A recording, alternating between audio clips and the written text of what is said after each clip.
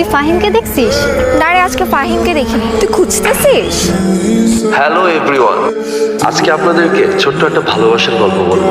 আমার এখনো মনে আছে, আমার ক্যাম্পাসে প্রথম দিন প্রথম ক্লাস, অদ্ভুত মায়াবী এক মানুষকে দেখলাম।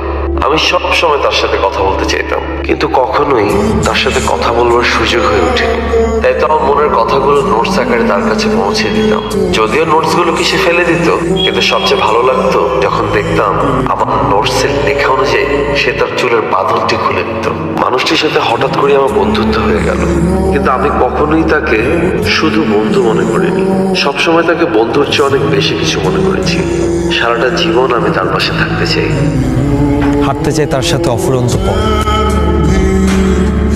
मेरा दर्द भी मेरी आशिकी